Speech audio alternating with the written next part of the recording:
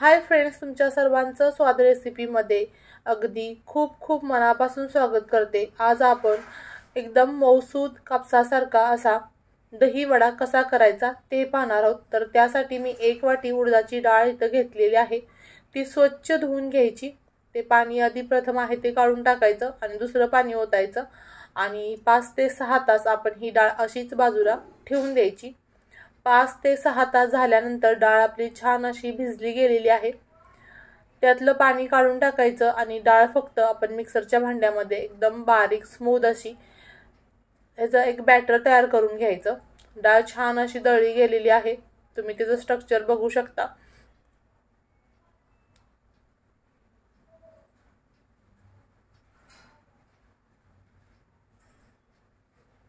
या बॅटरमध्ये डाळीचे कण राहता कामा नयेत। त्यानंतर चवीपुरतं मीठ घालायचं आणि सर्व पीठ हे हाताने व्यवस्थित मिक्स करून हलकं करून घ्यायचं, जेणेकरून आपले जे वडे आहेत ते हलके फुलके बनतील, बाहेरून क्रिस्पी आणि आतून जाळी।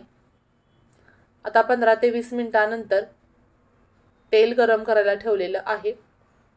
तेल गरम झालं की मध्यम गॅसवरती, गॅसची फ्लेम जास्त हाय ही नाही ठेवायची आणि जास्त लो सुद्धा नाही ठेवायची। मध्यम गॅसवरती आपल्याला हे वडे जे आहेत ते फ्राय करून घ्यायचे। तर तुम्ही बघू शकता, एक छोटा लिंबू असतो इतक्या साईजचे मी वडे करत आहे। जर प्रथमच तुम्ही माझा व्हिडिओ पाहत असाल तर चॅनलला सबस्क्राइब करायचे, जेणेकरून अशाच नवनवीन येणाऱ्या रेसिपीचे नोटिफिकेशन सर्वात प्रथम तुम्हाला मिळेल। आणखी कोणत्या प्रकारच्या रेसिपी पाहायला तुम्हाला आवडतील त्यासाठी कमेंट्स बॉक्समध्ये कमेंट्स करायला विसरू नका। तुम्ही बघू शकता एकदम छान असा क्रिस्प आलेला आहे।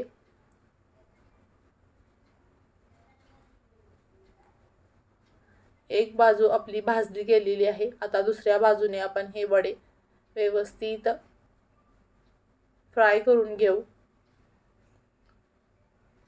सोनेरी कलर आपल्या या वड्यांना आलेला आहे। सुरेख असा कलर दिसतोय आणि क्रिस्पी सुद्धा तितकेच हे वडे झालेले आहेत। ते एका प्लेटमध्ये मी काढून घेते।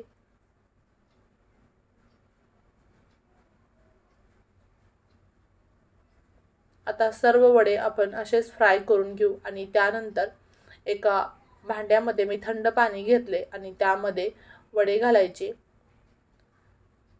त्यानंतर ताजं दही आहे गोड, त्यामध्ये थोडीशी साखर घालायची आणि दही व्यवस्थित फेटून घ्यायचं।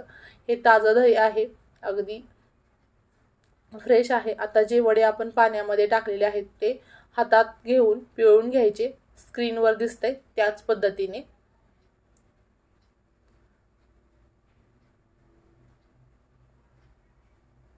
तुम्हाला जेवढे वडे करायचे आहेत तेवढेच दही वडे करायचे, तेवढेच त्या पाण्यामध्ये टाकायचे, बाकीचे ठेवून द्यायचे। जसं हवंय तसं ते तुम्ही प्लेट तयार करू शकता।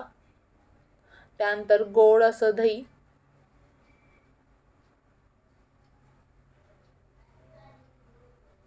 त्यानंतर चिंचेची चटणी, तुम्ही डेकोरेशनसाठी तुम्ही डाळिंबाचे दाणे, बुंदी, डेकोरेशनसाठी तुम्हाला जे आवडेल ते तुम्ही वापरू शकता।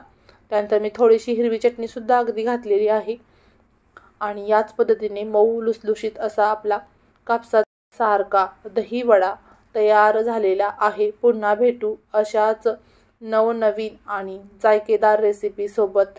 तोपर्यंत बाय बाय।